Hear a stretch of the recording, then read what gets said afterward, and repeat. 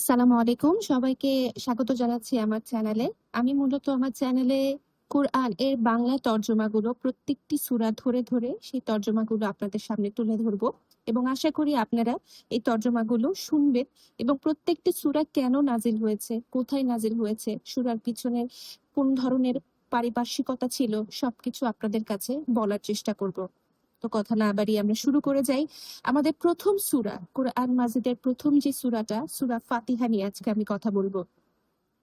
যদি কথা বলা হয় সূরা ফাতিহার কথা, তো সেই ক্ষেত্রে বলতে হবে যে নাজিলের ধারাবাহিকতার পরে সেই নাজিলের ধারাবাহিকতা অনুযায়ী এই সূরাটি হচ্ছে কোরআন মাজিদের পঞ্চম সূরা হওয়ার কথা। এর আগে সূরা মুদাসসির এবং পরে আছে সূরা লাহাব। বর্তমানে কোরআন মাজিদের বিন্যাস অনুযায়ী যেভাবে আমাদের কোরআন মাজিদটাকে তৈরি একটার পর একটা সাজানো হয়েছে, সেই সাজানো অনুসারে এই সূরাটি এখন কোরআন মাজিদের ১ নম্বর সূরা। এটি মাক্কি যুগের শুরুতে নাজিল হয়েছিল। এর আয়াত সংখ্যা ৭ এবং সূরাটি কোরআন মাজিদের ১ নম্বর সূরা এবং এটি একটি মাক্কি সূরা। সূরা ফাতিহা মানে হচ্ছে সূচনা, শুরু অথবা ভূমিকা। সূরা ফাতিহার ৩টি নাম আছে। একটা হচ্ছে ফাতিহাতুল কিতাব বা কোরআনের সূচনা, কেননা কোরআন মাজিদ শুরু হয়েছে এই সূরা দিয়ে। উম্মুল কুরআন বা কোরআনের মূল, এটি হচ্ছে তার দ্বিতীয় নাম, কেননা গোটা কোরআনের মূল মেসেজ এতে অল্প কথায় জায়গা পেয়েছে।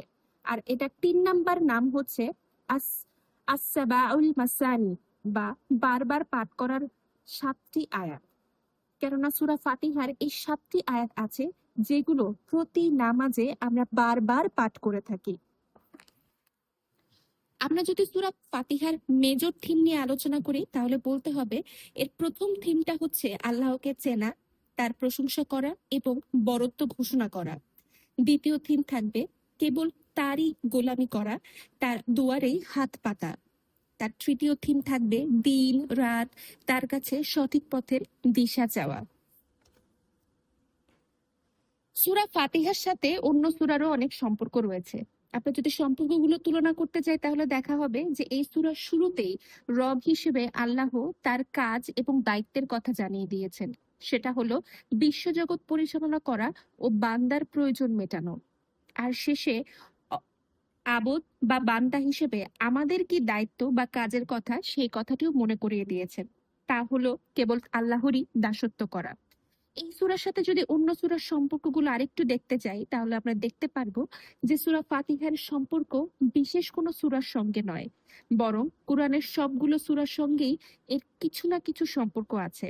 মূলত সূরা ফাতিহার পর বাকি যে ১১৩টি সূরা আছে সেগুলো সূরা ফাতিহারই বিস্তারিত ব্যাখ্যা।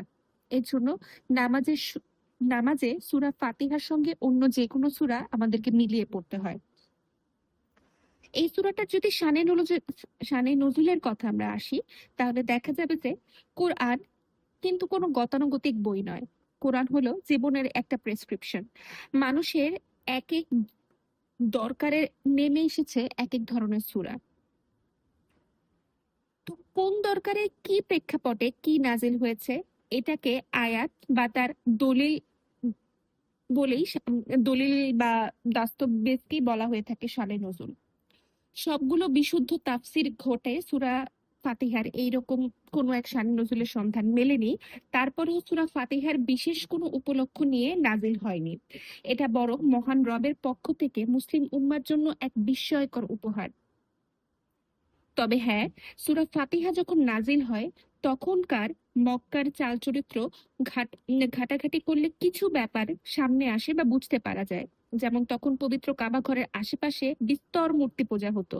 সূরা ফাতিহায় আল্লাহ তাআলা শুনিয়ে দিলেন তাওহীদের মর্মস্পর্শী ঘোষণা। আল্লাহ ছাড়া অন্য কারো ইবাদত চলবে না। মূর্তি তো দূরে থাক, অন্য কোনো বিশ্বাস বা মতবাদেরও পূজা করা যাবে না। আবার ইসলামের ছায়াতলে আসায় তখনকার মুশরিকরা মুসলিমদের ওপর অকথ্য নির্যাতন চালাত। সূরা ফাতিহায় আল্লাহ তাআলা শোনালেন সান্ত্বনার বাণী, একটু সবুর করো, বিচার দিনে যার যা পাওনা সব মিটিয়ে দেওয়া হবে। আর শেষমেশ সরল পথ চাইতে বলার মাধ্যমে সমগ্র মুসলিম জাতিকে তিনি গেঁথে দিলেন একই সুতায়। আমাদের তাই একটাই পরিচয়, প্রত্যেককে সরল পথের অনুসারী এবং ঐক্যবদ্ধ হিসেবে একটি জাতি গঠন করা। তো সূরা ফাতিহাকে যদি আমরা ৩টি সেগমেন্টে ভাগ করি, প্রথম সেগমেন্টে আল্লাহ তাআলা তার নিজের পরিচয় দিয়েছেন, দ্বিতীয় সেগমেন্টে আল্লাহ এবং তার বান্দার মাঝে কি হওয়া উচিত তা বলেছেন, এবং তৃতীয় সেগমেন্টে সূরা ফাতিহাতে বান্দার কি করতে হবে সেই কথাটি বলেছেন। তো সূরা ফাতিহার ফজিলতের কথায় যদি আসি, কোরআনের সবচাইতে মর্যাদাপূর্ণ সূরা হচ্ছে সূরা ফাতিহা। নবীজি এক সাহাবীকে বলেন, আমি তোমাকে কোরআনের সবচেয়ে মহামান্বিত একটি সূরা শেখাবো, আর এই সূরাটি হচ্ছে সূরাতুল ফাতিহা। রোগের চিকিৎসার ক্ষেত্রেও রাসূলুল্লাহ সাল্লাল্লাহু আলাইহি সাল্লাম বলেন, সূরা ফাতিহা সমস্ত রোগের চিকিৎসা। একবার জিবরাইল আলাইহিস সালামের সঙ্গে বসেছিলেন নবীজি। এমন সময় আসমানের একটি দরজা খোলার আওয়াজ শোনা গেল। এই দরজাটি এর আগে কখনো খোলা হয়নি। তখন ওটা দিয়ে নেমে এলো এক ফেরেশতা। নবীজিকে সালাম দিয়ে বললেন, হে আল্লাহর নবী, দুটি আলোর সুসংবাদ গ্রহণ করুন। যে আলো দুটি শুধু আপনাকেই দেওয়া হয়েছে, আপনার আগে কোনো নবীকে দেওয়া হয়নি। এটি হলো সূরা ফাতিহা, আর অন্যটি হচ্ছে সূরা বাকারার শেষ কয়েকটি আয়াত। ওখান থেকে একটি হরফ পাঠ করলেও বিনিময়ে আপনাকে প্রতিদান দেওয়া হবে। তো সূরা ফাতিহার যে মেইন থিমটা, সেটা হচ্ছে বিশ্বজগৎ নিয়ে আপনি যত বেশি চিন্তা ভাবনা করবেন, আল্লাহ তাআলাকে তত বেশি আপনি চিনতে পারবেন।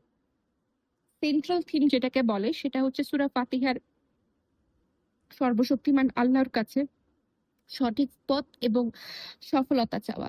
যদি এই সূরাটার ব্যাকগ্রাউন্ড স্টোরি বা আমরা একটু দেখতে যাই, বা সূরাটা কেন নাযিল হয়েছে ওটা একটু যদি ভালো মতো দেখতে যাই, এবং সেটা দেখতে গেলে আমরা দেখতে পাবো যে সূরা ফাতিহায় গোটা মানব জাতিকে ৩টি দলে ভাগ করা হয়েছে।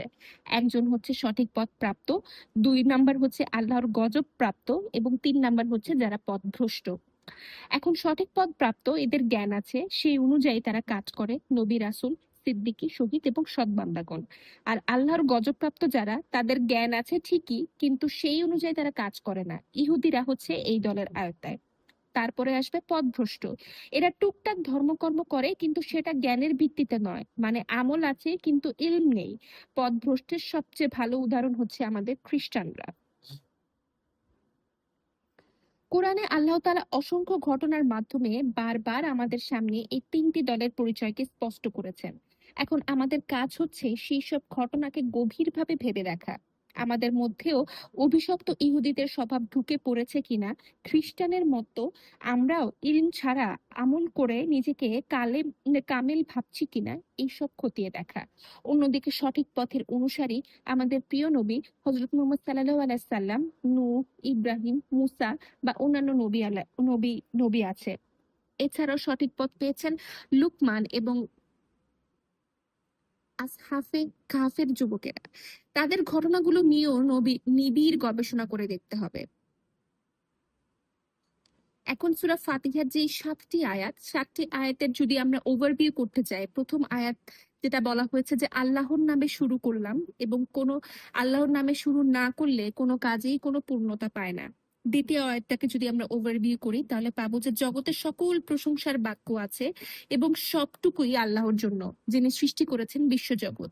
তৃতীয় আয়াতের ক্ষেত্রে আসবে সমস্ত সৃষ্টির প্রতি তিনি অফুরান ভালোবাসা, এবং চতুর্থ আয়াতে আসবে ভালোবাসেন বলেই বান্দা যাচ্ছে তাই করবে তাই নয়, বিচার দিনেই তার অন্যায় কাজের শাস্তিও তাকে দেওয়া হবে। পঞ্চম আয়াতে আসবে তাকে রব হিসেবে চেনার পর প্রথম কাজ হচ্ছে তার দাসত্ব করা। ষষ্ঠ আয়াতে আসবে যিনি সৃষ্টি করেছেন তিনিই সর্বোত্তম পথ প্রদর্শক, তাই তার কাছেই সঠিক পথের দিশা চাইতে হবে। এবং সপ্তম আয়াতে আসবে অনুসরণ করা চাই পূর্বসূরীদের, যারা সঠিক পথের অনুসারী ছিলেন, মানে যারা অতীতে ভালো কাজ করেছে সেই সব পূর্বপুরুষদেরকে আমাদেরকে অনুসরণ করতে হবে। জ্ঞান থাকা সত্ত্বেও যারা বিপথের দিকে গেছে, যেরকম ইহুদিরা, তাদেরকে অনুসরণ করা যাবে না। আর জ্ঞান না থাকার কারণে যারা পথভ্রষ্ট হয়েছে তথা খ্রিস্টানরা, ওদেরকেও অনুসরণ করা যাবে না। সূরা ফাতিহার যদি আমরা তাদাব্বুর বা রিফ্লেকশনটাকে দেখি, তাহলে সেটা আসবে হচ্ছে বিসমিল্লাহ। বিসমিল্লাহ কিন্তু সূরা ফাতিহার অন্তর্ভুক্ত। তো বিসমিল্লাহ কথাটি শুনতে খুবই ছোট, কিন্তু ভীষণ ভাবে এটা পাওয়ারফুল।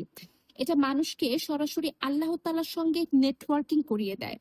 কোন কাজের শুরুতে বিসমিল্লাহ বলা মানেই হচ্ছে কাজটি এখন আর আপনার একার নয়, বরং আপনার সাহায্যে এগিয়ে আসবেন আল্লাহ তাআলা নিজেই। যখন বসে না থেকে এগিয়ে আসবেন ফেরেশতারাও। এখানেই শেষ নয়, বিশ্বজগতের সবকিছু আপনার কাজটিকে বেগবান করতে হয়ে উঠবে অনেক তৎপর।